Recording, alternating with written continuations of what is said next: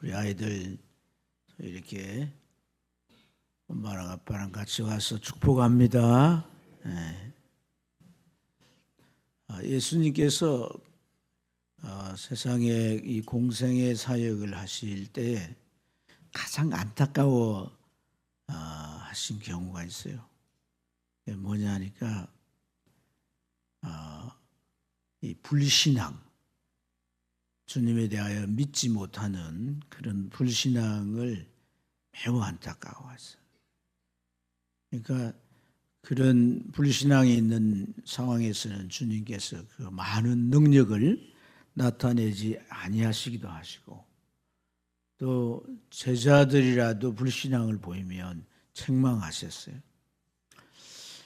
예수님의 어머니와 이제 형제들이 왔을 때도 그들을 향해서도 아주 누가 내 부모며 내 형제며 자매냐, 그렇게 단호하게 주님 말씀하십니다. 이 불신앙의 모습을 주님은 그렇게 이제 참 안타까워도 하시고 단호하게 책망도 하시고, 뭐 가족이라도 신앙을 갖지 않으면 안 된다는 거예요. 참 믿음이 필요하다는 거예요. 오늘 우리가 천국 가는데 자격이 있다면 뭐예요? 믿음이잖아요. 믿음. 나의 공로가 아니고 믿는 거예요. 믿는 거. 예수님을 구주로 믿는 건데, 정말 그게 자격이라면 오늘 이 말씀은 매우 중요해요. 예수님께서 어린아이들을 보시고 천국은 이런 하나님의 나라 곧 천국은 이런 자들의 것이니라. 천국은 이런 자들의 것이냐. 아이들만 천국 간다는 얘기가 아니라 아이들 속에 믿음의 요소를 보신 줄로 믿습니다.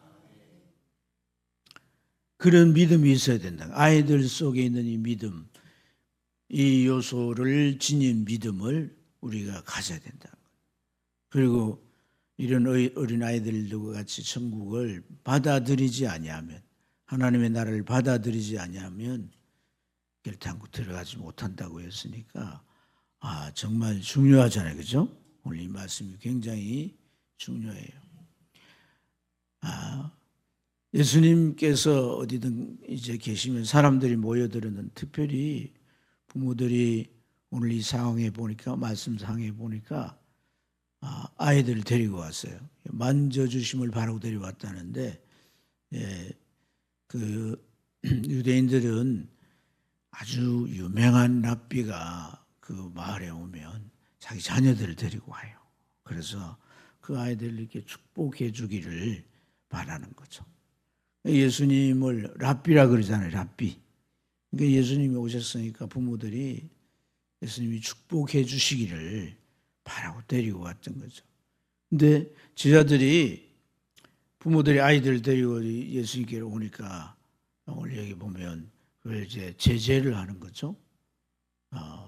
근데 여기 보면 꾸짖어서 예수님에게로 오지 못하도록 막았다, 이렇게 표현해요. 그러니까 이 의미가 뭐냐면, 오지 못하도록 말만 한 게 아니라 오지 못하도록 막았을 뿐 아니라 나중에는 아주 좀 꾸짖었다는 거예요. 왜 얘들 데리고 오냐고, 뭐 이런 식의 꾸짖은 거예요. 계속 막았다는 그런 의미예요. 그래서 예수님께서 제자들을 향해서 그러지 마라. 내게 아이들이 오는 걸 막지 마라. 그리고 천국은 이런 자들이 것이고, 천국을 이런 자들처럼 받아들이는 자들이 천국 간다고 주님께서 아주 단호하게 말씀을 하신 거예요. 여러분, 주님께로 오는 걸 막지 말라. 이 굉장히 중요한 의미가 있어요. 아이들이 내게 오는 것을 막지 말라. 아이들 오는 걸 우리가 언제 막나요? 아이들 오면 막 반기고 하죠. 근데 여러분, 아이들이 교회를 나와서 주님을 진짜 만나고, 그리고 평생 천국 갈 때까지 신앙을 갖도록 하는 이 과정에 있어서 교회나 기존 성도들이 아이들을 막는 어떤 행위가 있어서는 안 된다는 거예요. 다른 말로 아이들이 교회 와가지고 실망을 하거나 상처를 받거나 시험에 들게 해서 안 된다 이 말이에요. 사실 우리가 역사적으로 보면 세상에 아주 유명한 사람, 그리고 이 세상 역사에 많은 인류에게 큰 어떤 면의 폐악을 끼친 사람, 이런 사람들이 어릴 때 교회 다닌 사람들이 대부분이에요. 공산주의 나라, 저 소련 종주국이잖아요. 그 나라를 만든 사람이 스탈린인데, 여러분 이 스탈린이라고 하는 사람은 어릴 때부터 교회를 다녔고 신학교까지 간 신학교 장학금 받았던 장학생이에요. 그런데 교회를 통해 실망하고 이제 이 이상한 공산주의 사상에 물들여 가지고 교회를 떠나고 기독교인들을 박해하고 교회를 없애버리는 그런 일이 앞장서요. 중국 하면은 또 대단한 공산주의 국가잖아요. 모택동, 마오쩌둥이라 그래요. 모택동은 선교사가 만드는 기독교 학교를 다녔어요. 선교사 아이들하고 친했어요. 그런데 선교사의 이중적인 모습을 보면 실망하고 교회를 안 나갔던 거죠. 여러분 우리나라의 저 북한 지배했던 김일성이 외할아버지가 장로였어요. 장로. 김일성이도 마찬가지예요. 어릴 때 주일학교 다녔어요. 근데 그 신앙을 끝까지 잘 바로잡아주지 못하니까 아주 참 자기가 신인 것처럼 우상화까지 하고 대대로 그 손주가 지금 우상화 작업을 하고 있잖아요. 이렇게 자손 대대로 이 공산주의를 하는 나라가 지구상에는 딱 하나밖에 없어요. 북한밖에. 어쨌든 참 여러분 이런 이 아시아권 아니라 유럽에도 많은 사람들이 그래요. 유명한 철학자 러셀도 그렇고 신은 죽었다. 누가 그런 말을 했어요? 니체는 루터교의 목사의 아들이었어요. 이게 다 뭐예요? 내게 오는 것을 막지 말라. 내게 오는 걸 막지 마라. 어른들이 아이들을 생각하는 이 잘못된 생각에 의해서 아이들이 교회를 오다가 결국 실족하고, 그래서 실족하면 연자맷돌을 목에 걸어서 물에 빠지는 거와 똑같다 그랬는데 연자맷돌이 얼마나 크냐면 이만큼 커요. 물에서 나올 수 있다 없다? 절대로 안 나온다는 거예요. 못 나온다는 거예요.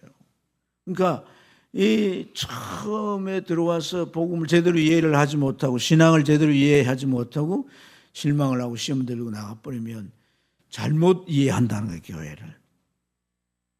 교회에 대한 잘못 오해, 하나님에 대한 오해를 갖는다는 거예요. 그래서 나 그거 안다 이렇게 하고서는 절대로 돌아올 기회가 만들어지지 않는다는 거예요. 그러니까 참 이것이 너무나 중요한 것인 줄로 믿습니다.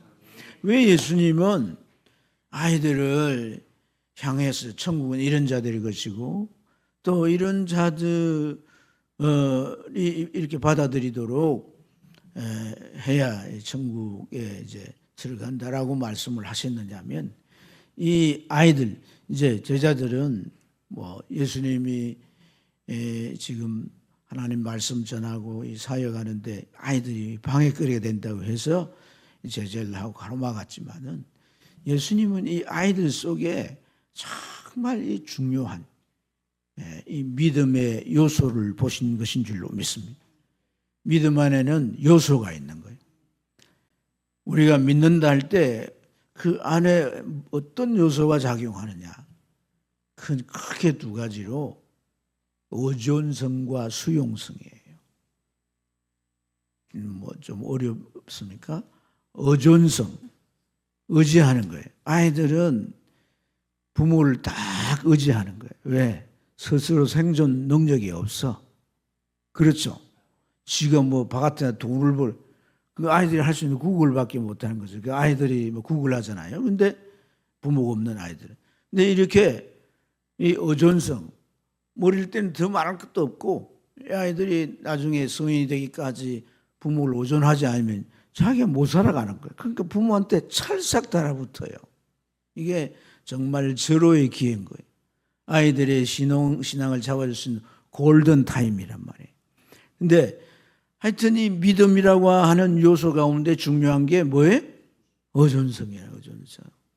또 하나가 뭐냐? 뭐라고 그랬어요? 수용성. 아이들에게는 세상 지식이 아직 들어오질 않았어요.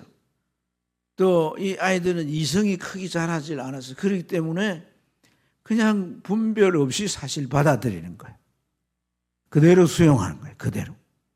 세상 지식이 이제 들어오는데 이 세상 지식이라고 하는 것은 철저하게 이성을 바탕으로 만들어진 거예요.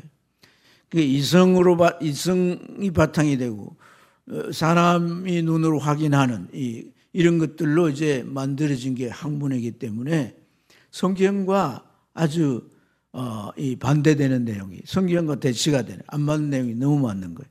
근데 아이들이 믿음이 들기 전에 주님을 개인적으로 만나고 하나님의 살아계심을 체험하기 전에 세상 지식이 들어오면 그게 충돌이 일어나는 거예요.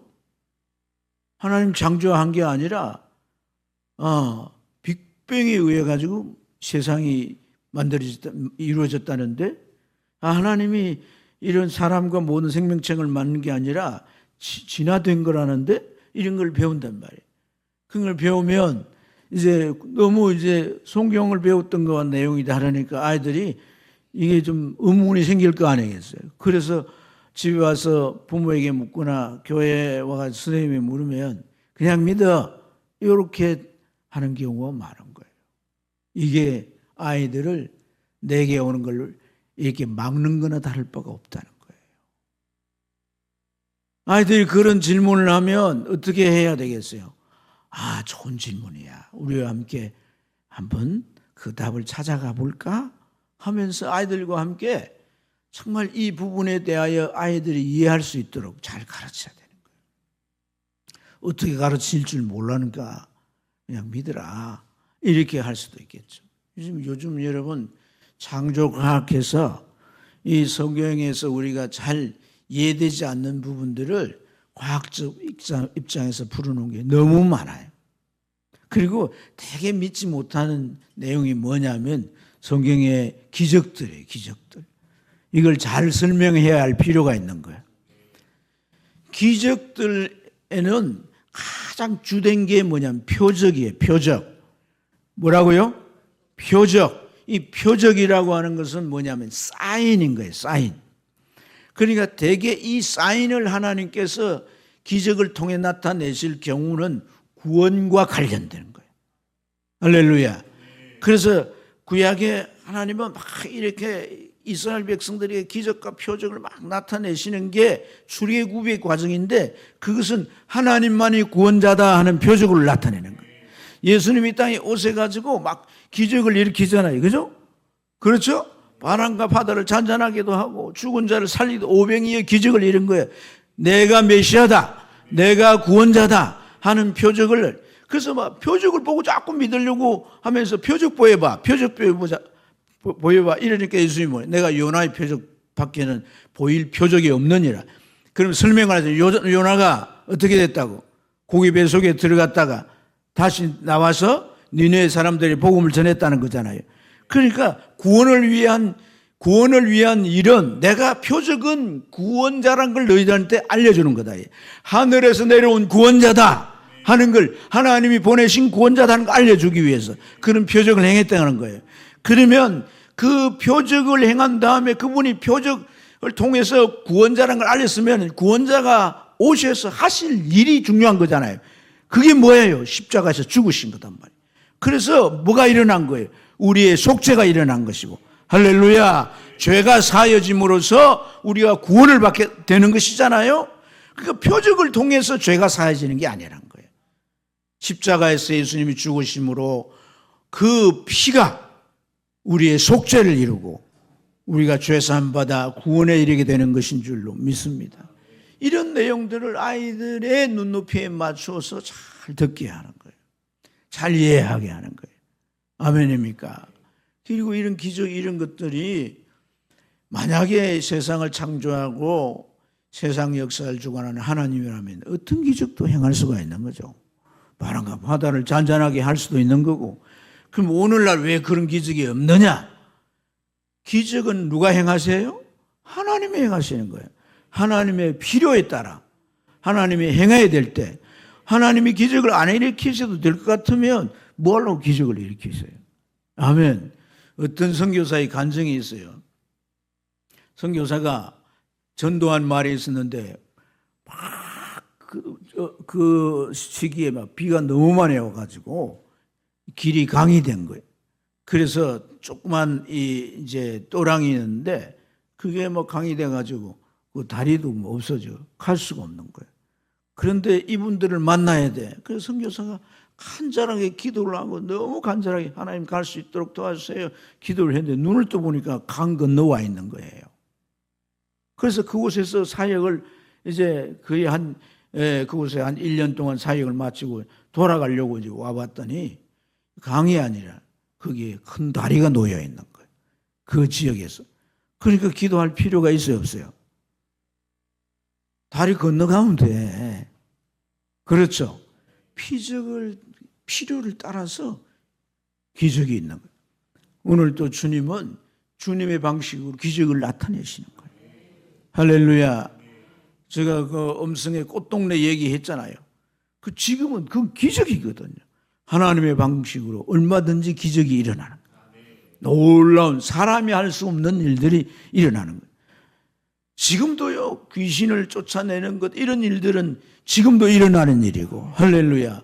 오늘 또 주님은 어떤 경우에 질병을 주님의 방법으로 고쳐주시는 그런 기적도 얼마든지 일어나는 거예요. 그러니까 중요한 것은 정말 하나님에 대한 믿음인 거예요. 믿음. 여러분, 이러한 믿음을 우리가 이 어린 아이 때 갖도록 해준 게 너무나 중요한 거예요. 무엇보다 지금 우리가 이 기도의 아이들을 데리고 왔는데 이 아이들에게 있어서 첫째는 정말 이 아이들에게 거듭남을 체험케 해야 되는 거예요. 여러분, 지금 연예인들 자기도 가수고 회사를 막 차려가지고 했던 친구가 이단적인 내용에 구원파라는 이단적인 내용을 막 가르치는데 자기들만이 천열매라 그러고 심지어 어떤 얘기하냐면 모든 목사들, 심지어 개척교회하는 목사들도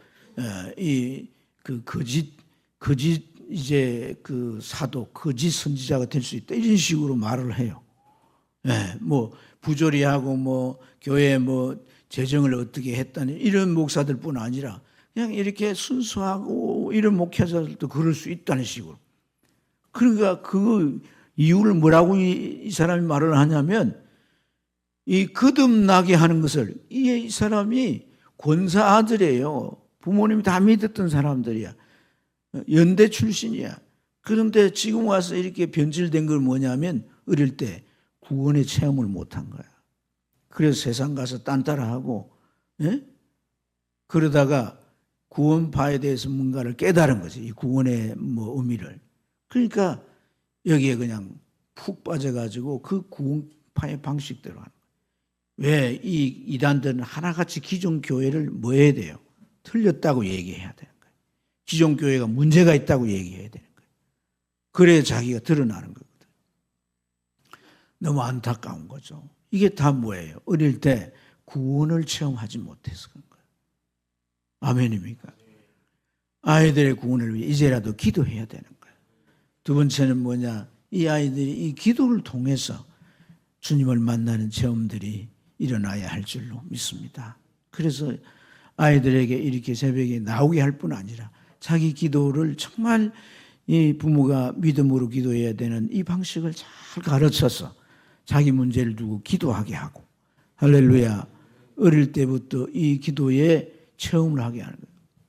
체험을 하게. 여러분, 지금 조용기 목사님이 여의도 순복음교회를 이렇게 개척을 해서 세웠지만 이 후임이 이영훈 목사님이란 분이잖아요. 이분이 조영균 목사님이 천막교회를 할 때 소년이었대요.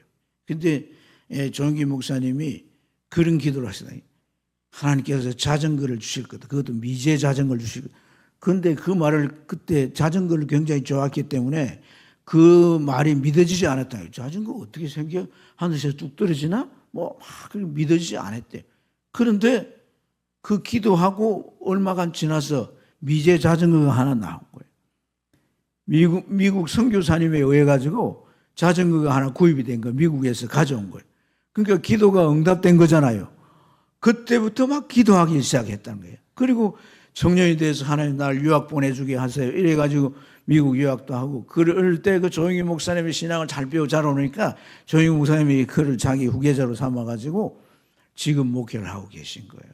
그러니까 여러분, 이 기도의 응답을 체험하는 게 중요하다, 안 중요하다? 너무 중요하다는 거예요. 그래서 여러분, 이 어릴 때가 정말 골든 타임인 거예요. 골든 타임. 지금이라도 우리는 정말 자녀를 위해 기도해야 되는 거예요. 할렐루야. 그리고 근면해야 되는 거예요. 그런데 지금 자녀들이 자라고 있다면 이 자녀들에게 정말 구원을 체험하게 해야 되는 거예요. 이 구원은 순간적으로 오는 것이거든요. 기도하면서 이 아이들 위해 정말 기도 복음을 전해야 돼요. 또 하나는 이 기도에 대한 체험을 부모가 나중에 나이들이 없어져도 하나님이 계신 거예요. 진정한 아버지 계신 거예요. 그래서 그분에게 기도할 때 인생을 살아가면서 어떤 문제가 생기고 어떤 난관이 오고 정말 그야말로 뭐든지 포기할 상황이 돼도 그 인생을 포기하지 않아요. 뻐가면 자살하잖아요, 아이들이. 연예인 돼가 자살하고. 그게 뭐냐면 하나님이 거기 없는 거예요. 해결책이 답이 없는 거예요. 근데 아이들에게 하나님이 계실 때, 할렐루야, 체험한 하나님이 계실 때, 확실히 아는 하나님 계실 때 떠나지 않는 거예요. 인생을 포기하지 않는 거예요. 우린 천국에서 다 만날 거예요. 할렐루야. 영원한 그곳에서 다 만날 거예요. 내 자식, 소중한 내 자식, 무엇보다도 귀한 내 생명 같은 내 자식, 천국에 올 수 있게 말이에요. 아멘입니까? 우리 역시도 필요한 거예요. 두 가지 믿음에, 하나는 또 까먹어, 의존, 하나는 이 두 가지가 너무 중요한 거예요. 할렐루야. 동전의 양면 같은 거예요. 의존이 돼, 수용이 돼, 수용이 돼야 의존이 되는 거예요. 아멘입니까? 그래서 이러한 순수성을 우리도 가지고 신앙에 승리해야 될 줄로 믿습니다. 우리 주여 삼창하고 기도합니다. 주여!